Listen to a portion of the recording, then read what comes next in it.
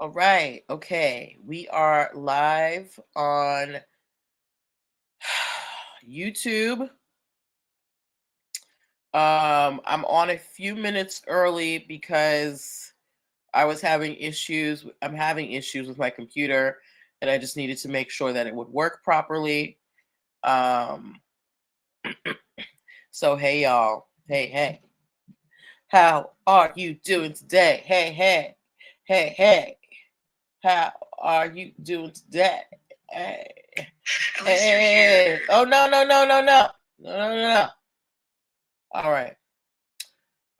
Okay, so I'm gonna be going live on TikTok, Instagram, and StreamYard. Hey y'all, I'm a few minutes early just because I'm having some computer issues today. All right. Okay. All right, let me make sure that everybody can. No. Okay. Actually, yes. Okay. All right. So we are on YouTube. We are on TikTok. Let me get y'all over here on Instagram. Hey y'all. Hello everybody. If you're ready to have a good time tonight, give me some stores in the comments, okay? We're going to have some fun. We're going to learn. Yes. So we are getting started promptly at 7. So, you know, I'm very excited about the stories that we are covering today. So, if you guys love celebrity mess and love learning, if you like edutainment, this is where you want to be, want to be, want to be. This is where you want to be. Da, da, da, da, da, da. Hey, chocolate in the whatever. Hey everybody. Okay, so we're gonna start directly at 7. I just want to, get everybody on the same page. My mouse is acting up and it's irritating me. Hello to YouTube land. Hello Facebook. Hello. Where else are we broadcasting to? Multiple users. All right, so let's start. Happy Tuesday, everybody. Welcome to Who's Get to this week. I am your host, Natalie Pierre Lewis. I am a business attorney, business and trademark attorney, and I am the owner and operator of NPL Consulting LLC. What that is it's a business formation firm, and what that means is I help you get your business paperwork together. So you can scale and grow with confidence. So, getting your articles of incorporation, making sure you have contract templates, getting your trademarks, making sure you have hiring and training policies that are egalitarian. I help you with all of those. Hello, Barry, 25 Barry. I help you with all of those things. And set you up on the road for success. And in the pursuit of helping you guys be better business owners, I do this show every week, and I pull stories from the headlines, from things that are happening now, and we take those business and legal lessons and we talk about them here. Okay, so this is your time to ask questions. Don't be shy. There are no stupid questions in this place, as long as you keep it clean. All right, this is a clean broadcast. All right. Okay, so let's get started. Our very first story for the evening. This is just kind of an op-ed. How many of you guys have been hearing about all of these AI companies being sued? If you have heard about all of these AI companies being sued, please give me like a robot emoji in the comments, okay? Now, I've been telling you guys for several weeks, one of the largest AI companies, Anthropic AI. And what does Anthropic do? They basically make AI systems that they train other AI systems. So, and Anthropic had a large class action lawsuit that was lodged against them by hundreds of thousands of authors, saying that, they ripped off the material to train their their AI machine. And it's like, it's not even that, they purchased the information. It was that they had scraped this information, gotten pirated copies of things, and were using it to train their AI, right? So they were about to go to trial, but then there was a settlement, okay? The Anthropic settled with with this class action lawsuit for $1.5 billion. Hello, D. 1.5 billion, not million, billion, which and it worked out to about $3,000 per work that was violated, and there were about 500,000 identified violated works, right?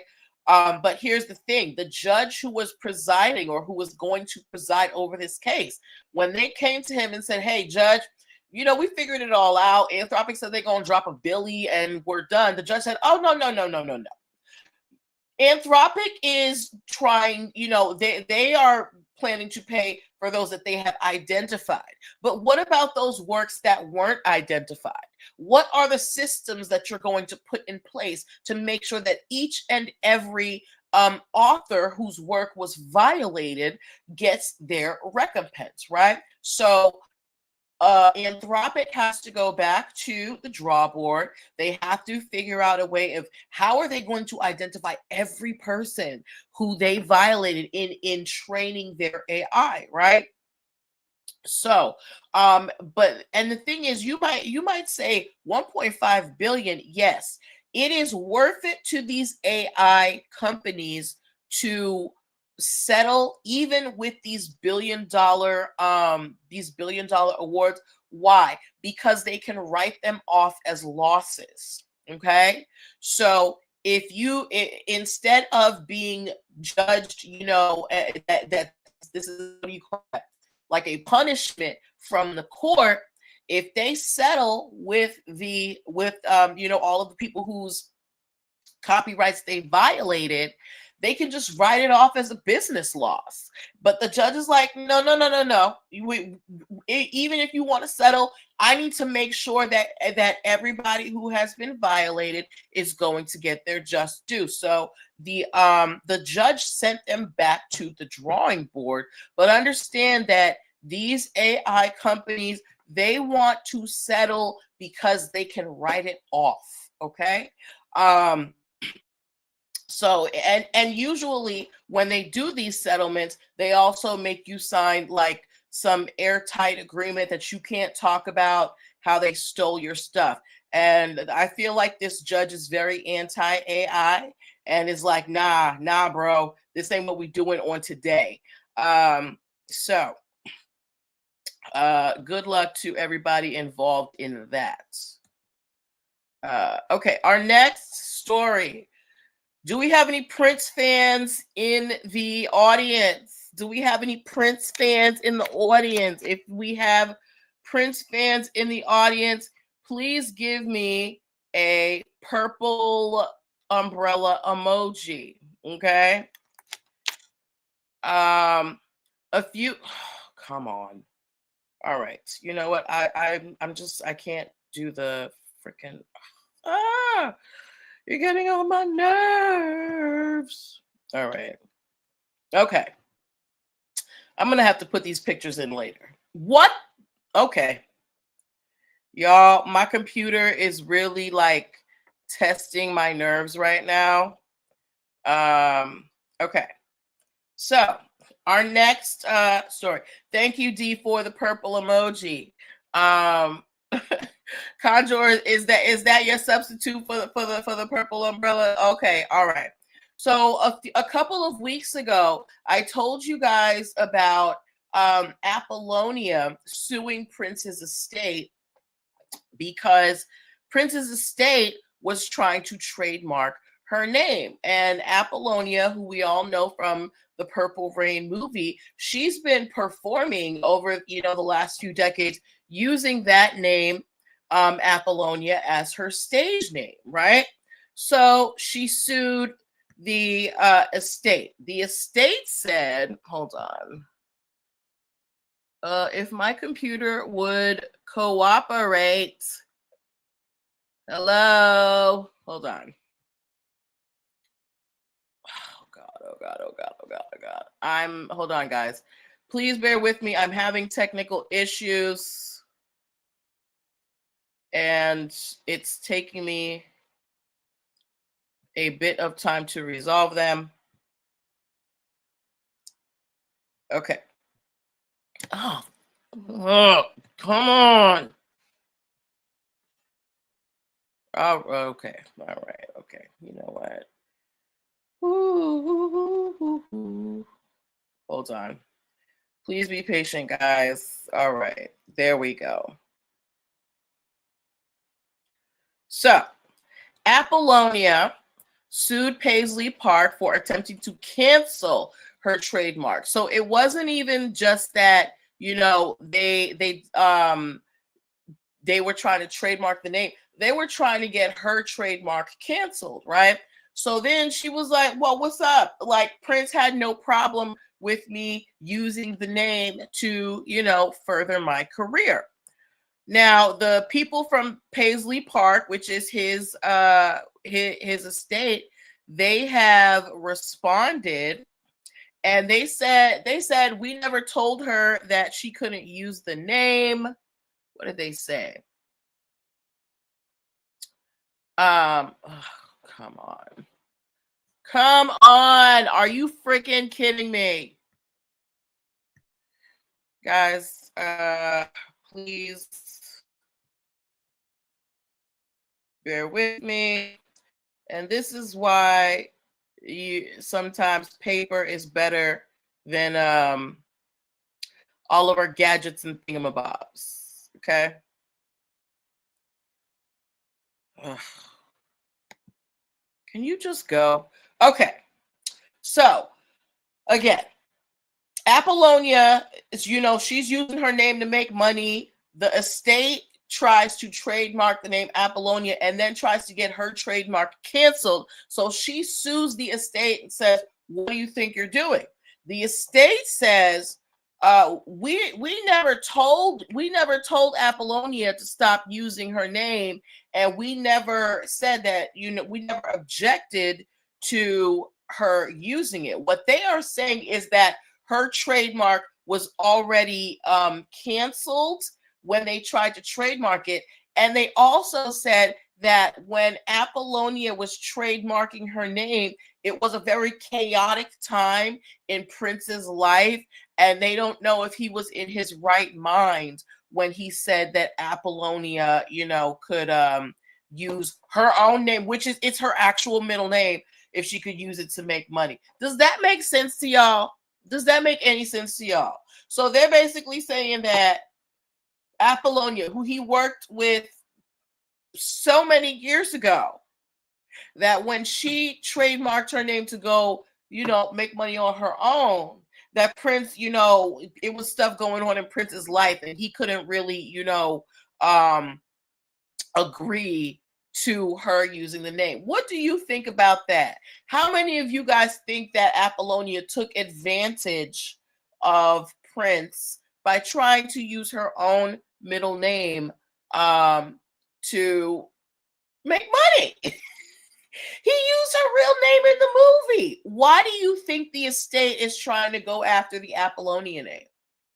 Does anybody have any ideas in the comments? Why do you think the estate is trying to go after the Apollonia name? I'm going to tell you why. It's because Prince did not leave a will, and they are still trying to sift through that man's assets. And doing that, the estate is hemorrhaging money. They're running out of money. So they have to find a way to get more revenue, okay? And I bet you that this is what this is all about. These lawyers, there are several lawyers who have been hired to go through Prince's stuff, and because he refused to, take care of his affairs prior to his passing, it costs a lot of money. Think about the amount of years Prince was, touring, all of the assets he acquired, right? They have to find out exactly what did Prince own, how much is it worth, and who does it go to? And all of that costs money, right? So whoever is counting on the estate, who is in charge of Paisley Park?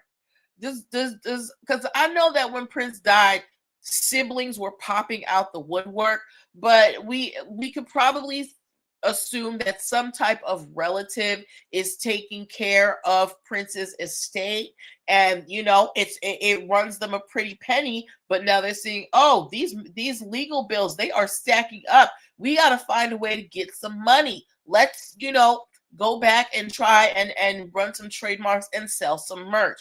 That's what I think is happening. Does anybody disagree? Or do you think that the estate has a right to use the Apollonia name? Let me know your thoughts, okay? Okay, let's do the next story. Okay. Our next story has to do with what do you call that? Merch, sports merch. Okay, this is for my crafters out there, my handmade business makers, my people who are blessed with their hands and can, it's kind of 50-50 for you, and can recreate anything, right? So Duke University, if you've heard of Duke University, just give me a DU in the comments. So you guys know that Duke University was kind of the backdrop for the series White Lotus, and they used a lot of what? Do you think why are they blocking that? Why are they blocking that? That makes no sense. Okay. All right. And whenever something popular comes out, people want to try to capitalize on it. But hey, Dr. Obed Magni, but Duke University they are a university. They have a sports team. They make money off of their sports. They make money off of their merch, right? What's weird? Yeah, it was weird. So Temu decided that they wanted to get in on the Duke University merch game and was selling knockoff Duke University merch. So of course, Duke University has sued Temu. Okay, the lesson that we take from this, guys, even though you may be able to recreate something, doesn't mean that you should. Okay, trademarks mean that when somebody has invested in a trademark, especially with sports, they make money with that name, that color scheme, that design makes them money. So when you come and you make your version of it, it's not just you being creative, it is you stealing money from them. That is what it amounts to. That's why they get so mad. Okay, so Temu tried to sell knockoff Duke University merch, and now they are being sued by the university, as they should be. And who is buying sports merch off of Temu anyway?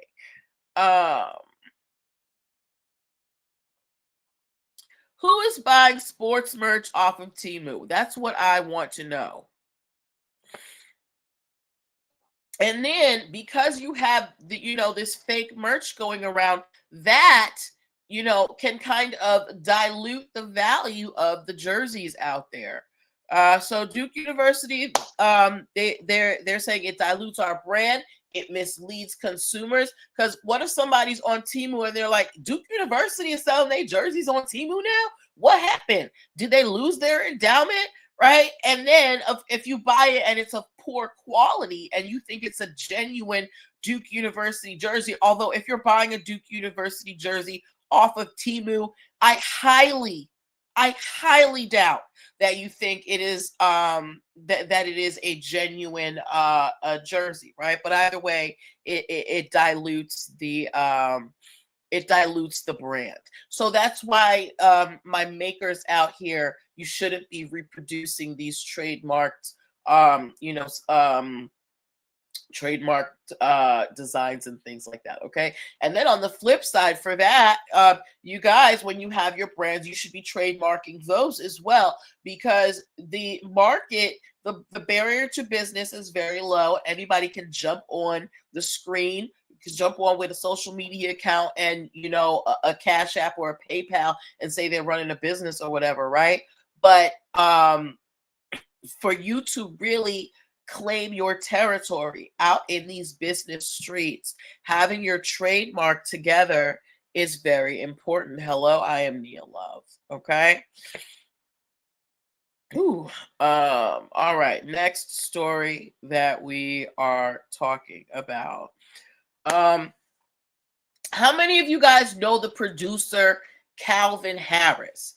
If you know the producer Calvin Harris, he tell me the song, his hit song with Rihanna in the comments.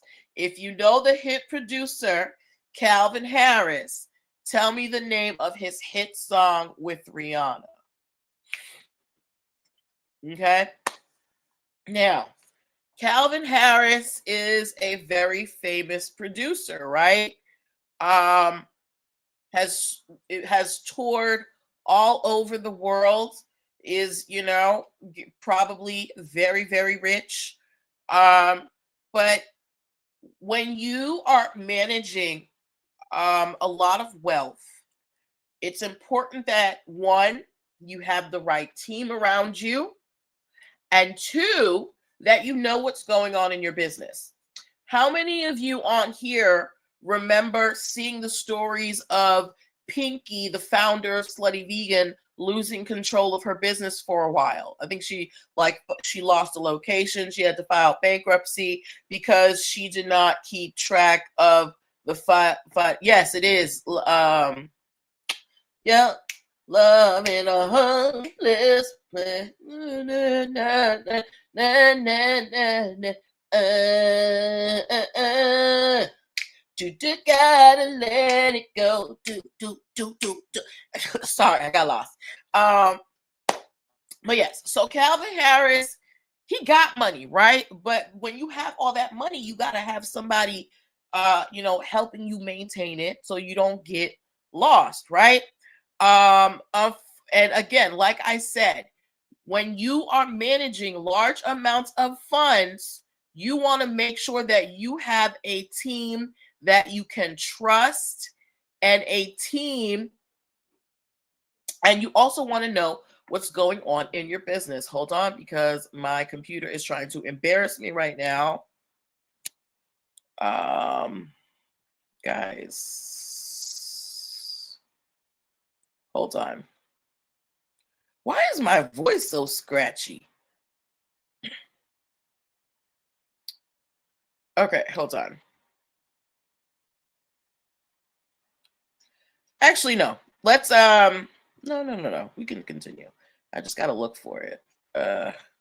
My computer is doing this thing where it's just like making everything big, and I can't.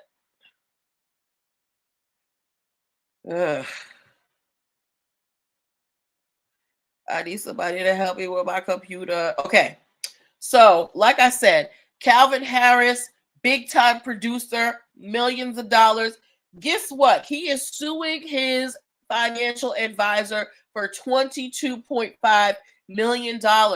His financial advisor was able to swindle $22.5 million from him. Okay. Now, I don't know if Calvin Harris only had one person, but when you when you are in business, yes, you need to have the right team around you, but you need to make sure that you understand what's going on, so nobody can steal anything from under your nose. And that is what happened to Calvin Harris. So now he is trying to get relief from the court because the advisor took his $22.5 million and invested in some real estate thing, high round, right?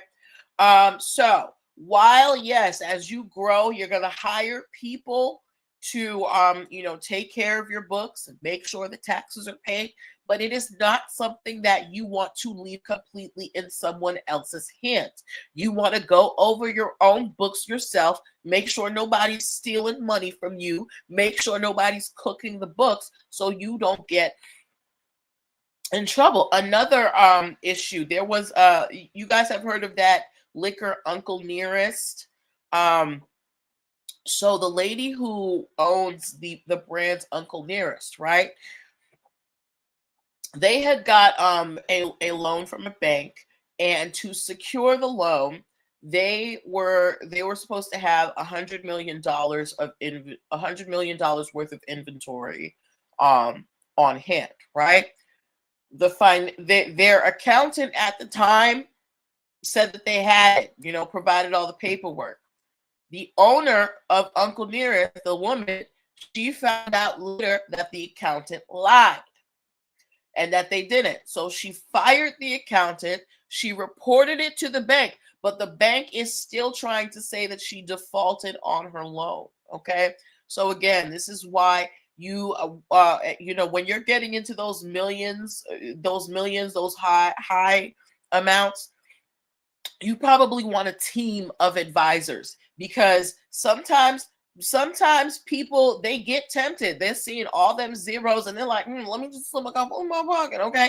And because you count on these people being professional and having integrity, you don't think that they would do that to you because you're paying them.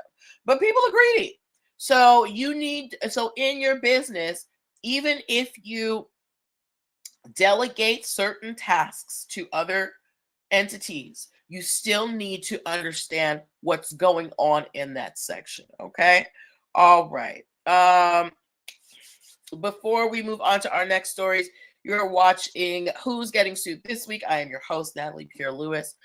This is where we learn business tips and legal concepts using pop culture and celebrity news. Okay. So make sure that you subscribe so you can watch every week. All right. Our next story. How many of y'all love The Simpsons? If you love The Simpsons, put Springfield in the comments. Don't do this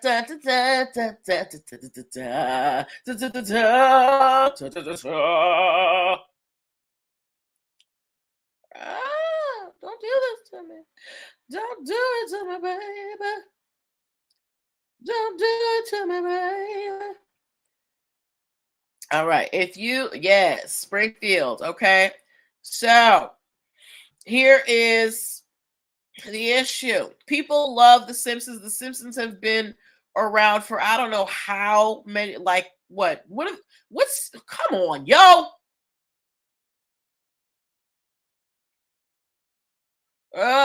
Okay. Hold on. My computer is being dumb. Guys, come on. Okay. So basically, a bar in Philly, 30 plus years, a bar in Philly they held a pop-up shop that was themed, that was designed like Moe's Tavern from The Simpsons, right? So you could get, and you went in there, it looked like Moe's Tavern, and you could order drinks that were inspired by the cartoon. Here is the problem. All of those characters on The Simpsons are trademarked and copyrighted. Okay, so Fox went and knocked on the pop-up shop's door, said, hey girl, so that cute little pop-up shop that you were charging tickets for and making money, run us a coin. So here's how much they may have to pay. Okay. What's so congested? Hold on, guys.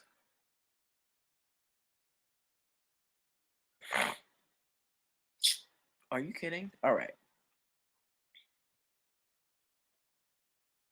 Hold on. Okay.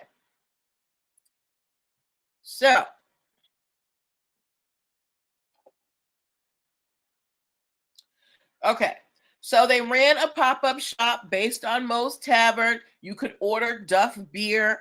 And they had food items as well, right? So Fox, 20th Century Fox, sent them a cease and desist letter. In February, they did the pop up shop in shoot. I'm not sure when the pop up shop happened, but it happened. They got a cease and desist in February of 2024. And apparently they ignored it. So they continued to do pop-up events that were Springfield themed, Moe's Tavern. So Fox said, "Oh, really? You think we're not gonna get our money?" They filed a lawsuit against them in July for copyright and trademark infringement. They said that they're using copyrighted material, meaning how Moe's Tavern is designed, that is copyrighted. How the characters look, that is copyrighted, okay? Duff Beer, that is trademarked. So all of that stuff within the Simpsons universe, it's protected. You can't just use it, right? So they sent them. So again, they sent the cease and desist. They paid them dust. They said, "Okay, you're not gonna pay attention to the cease and desist. Well, then we're gonna sue you." So now that they're suing them, come on, why, God, why are you gonna do this to me today?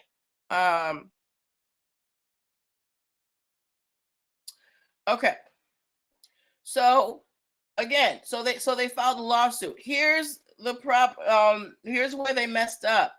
The people who did the pop-up shop, they never responded to the lawsuit.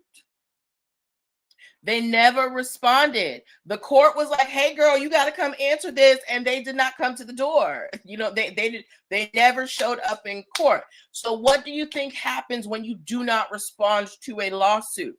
You get a default judgment for whoever shows up.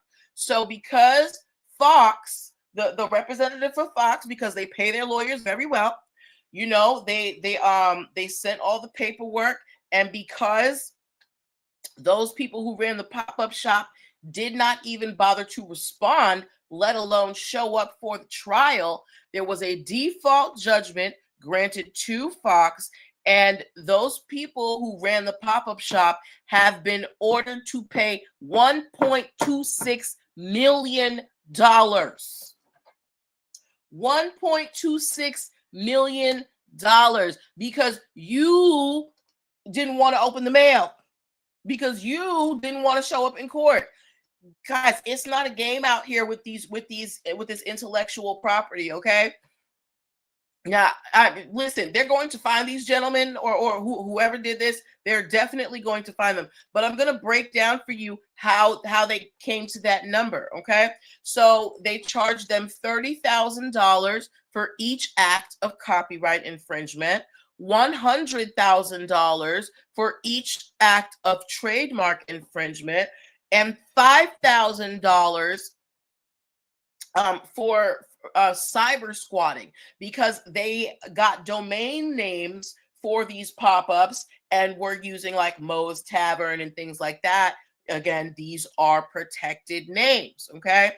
So now, aside from the money, the defendants have to remove all online material, including marketing, merchandise, and return any equipment. And the court said the defendant's conduct, it was blatant and repeated. And again, the fact that they showed up to court, that they did not show up to court, shows that they had no legal defense. They knew what they were doing was messed up, and they decided to do it anyway. And them's the breaks. When you decide to violate people's intellectual property, that is the gamble that you take. You might get sued. Okay. All right. Okay, so next story that we are talking about. Did y'all know Michael Jordan has a tequila? Did y'all know Michael Jordan has a tequila? If you knew Michael Jordan has a tequila, please give me an MJ in the comments. Okay. If you knew come on, bro. If you knew Michael Jordan, got on Tintin. Come on. Stop embarrassing me, computer.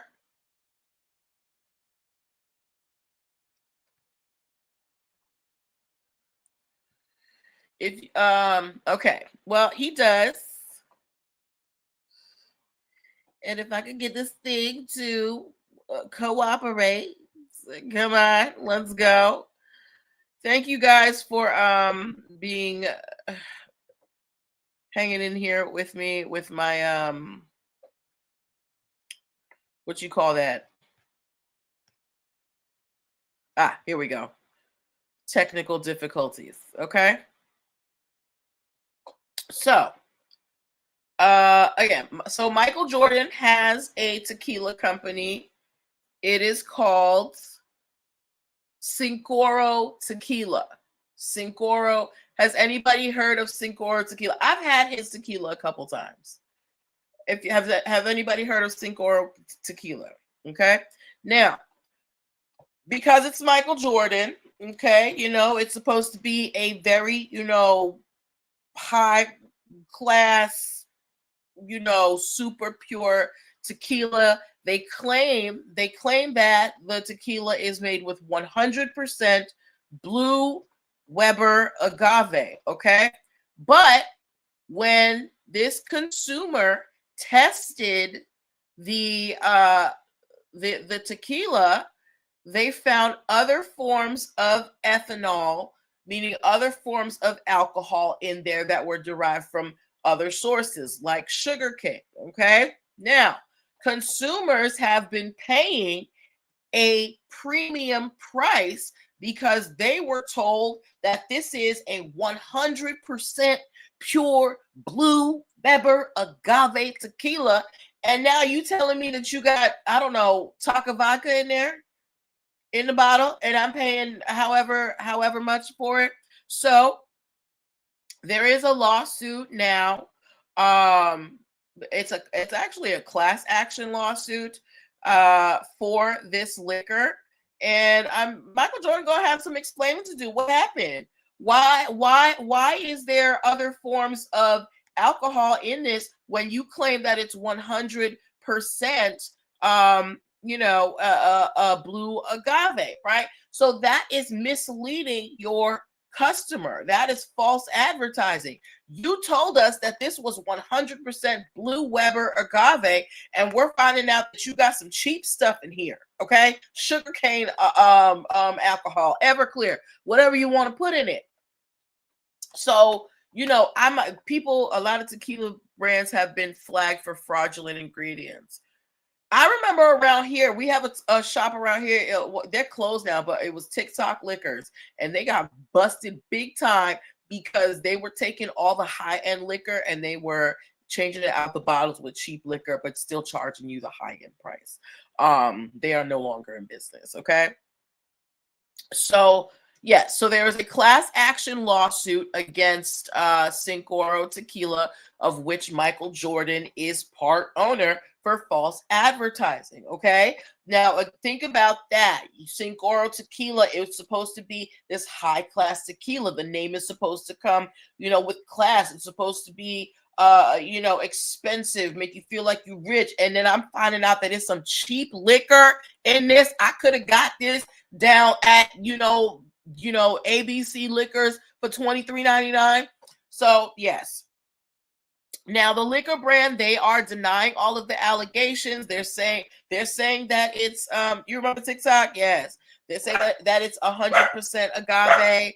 And that's their tequila, and they're gonna stick beside it. So we will have to see what happens with that. But Cincoro might have to pay out some funds. So again, so it is important, if you are building a brand that is based on purity, and you are trying to give your customers that pure experience, the assertions that you make in your advertisements are guarantees that you are making to your audience. That's why you can't just say whatever you want in your advertisement. Like the Red Bull commercial where they say Red Bull gives you wings, but not really.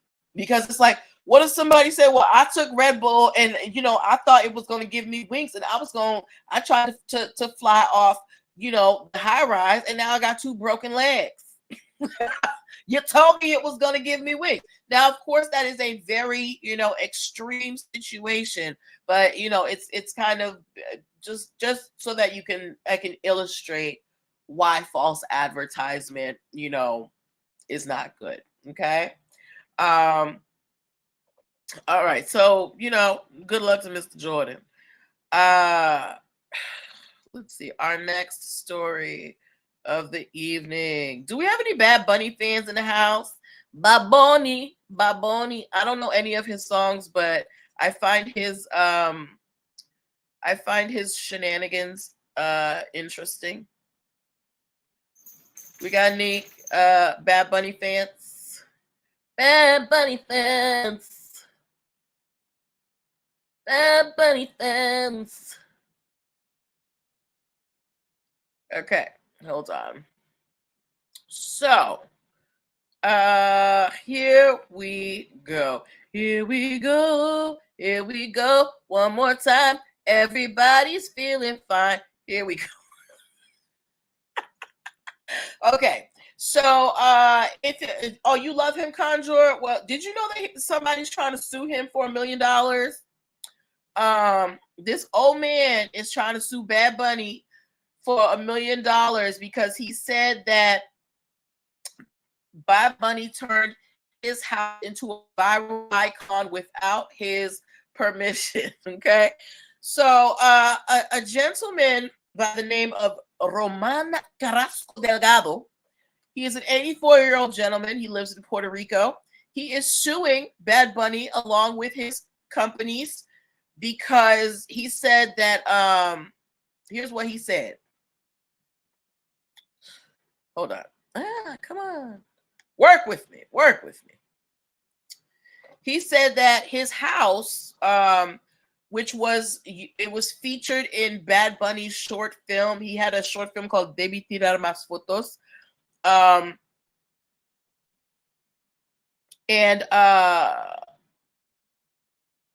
Okay. So there was a house that was featured in Bad Bunny's short film. Yes, right?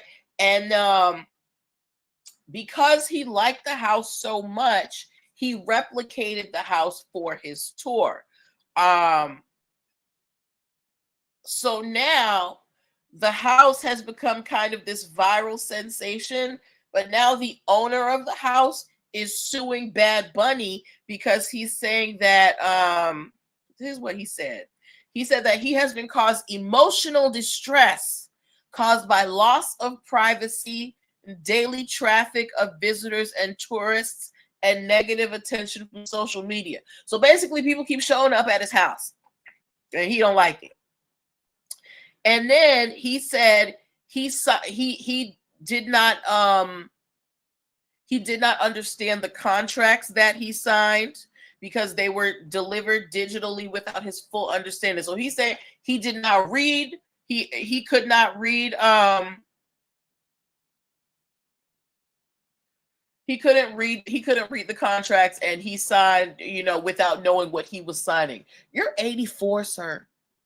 And then he was saying that, he only got $5,200, and the video has over 22 million views. And then Bad Bunny went and made a replica of the house, and now people are, and that's he's doing that against my permission. So now he wants $1 million from Bad Bunny. He's saying that he was not given consent for all of this, and that, because he cannot read or write, that he was not properly educated on what was going to happen. What they did, all they did was they just had his house in the short film. They didn't go in, they didn't say, oh, this is who owns it. They just showed it, and then they made a copy for the tour. So now he wants $1 million.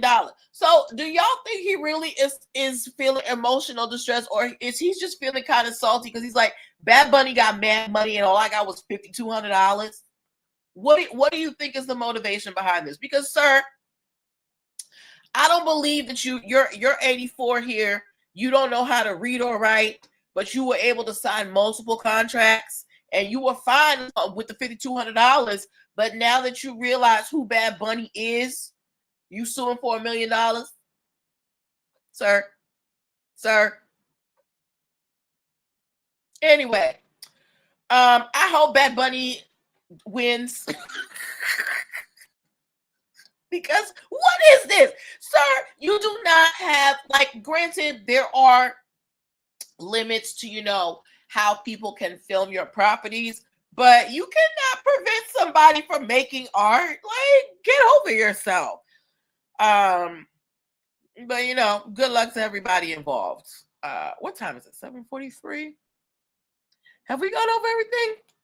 Okay. We've gone over Bad Bunny. We did Duke University. We did The Simpsons.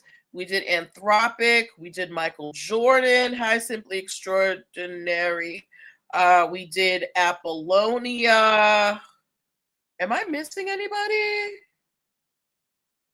Hold on. Oh, yeah. Okay, so the last story that we are talking about.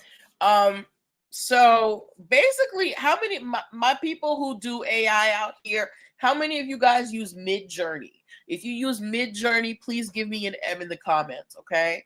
Now, so as you know, Midjourney has been sued by a lot of Hollywood houses because they basically are replicating everything that has come into, when you're trying to do something in Midjourney, they're using characters that are trademarked or copyrighted and things like that, right? Well, the same thing is happening in China. There is a Chinese app called Minimax that basically does the same thing. So Walt Disney, Universal Pictures, Warner Brothers Discovery, they are suing this Chinese version of Midjourney for cloning your favorite characters, okay? But some people don't have digression, so the gringos could be doing the most. Oh, you talking about Bad Bunny? I don't know, girl. I just feel like if you sign a contract at 84 to use your house, you know what you're doing. I'm gonna assume that you are of sound mind until you give me, indication that you are not. Anyway, so the Hollywood houses are suing this Chinese version of Midjourney. You guys, this AI thing, it's not stopping, okay? You guys need to be very, very careful about the programs that you are using, about the bases that you are using to create using AI. You want to be as original as possible because you do not want to be caught up in a situation where, maybe some program that you're using gets shut down because they're violating intellectual property. So I would really advise you guys to be as original as possible, okay?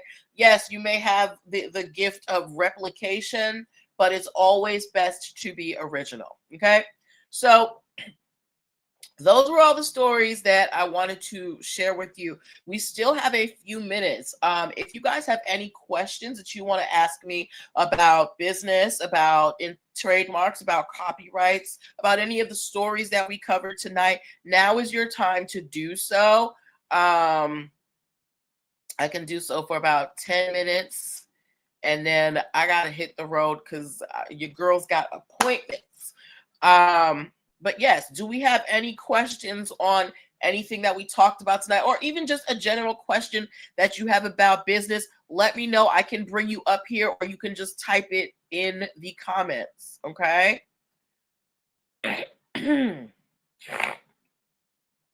Let me know. While you guys do that, I want to tell you guys I want to thank you guys for hanging out with me tonight. Thank you for your participation. Thank you for, putting your comments in. Thank you for the shares. Thank you for the likes. Thank you for the gifts. You guys are awesome. I do this for y'all. And if you have any stories that you want me to cover, please let me know. And I will be more than happy to do so. Okay. So do we have any more questions before we close for the night? Before we close for the night? No questions? All right. So, okay. What do you think AI is going to do with business in the future? It depends on what aspect, because they're using AI everywhere, right? I was just reading an article yesterday where they were saying that, using, because insurance companies are trying to use AI for, to streamline claims and things like that. And it's actually making more mistakes than it's actually streamlining things. So I think that AI is going to be an essential part of business in terms of being able to do more with less. But you still have to think about the trade-off, because there's also an environmental cost when it comes to using AI. AI uses a lot of fresh water. So I do think that in the future, once we get out of this administration, there may be some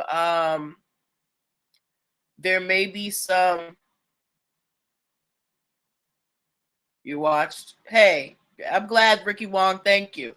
There may be some environmental pullbacks because of how it's affecting the environment, okay?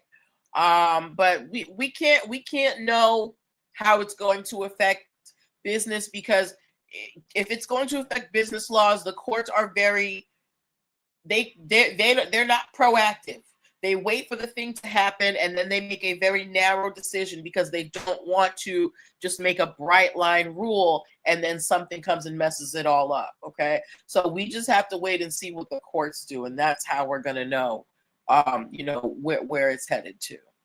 All right, so if we don't have any more questions, your girl is going to sign off for the night. Thank you guys for, whether you just watched, whether you gave your comments, if you participated in any form or fashion, if you gave me some of your time tonight, I am thankful. And I look forward to seeing you next week. Okay, bye. All right.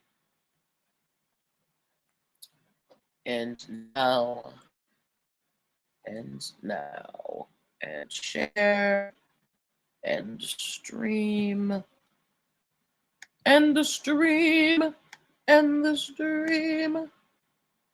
Come on, yo.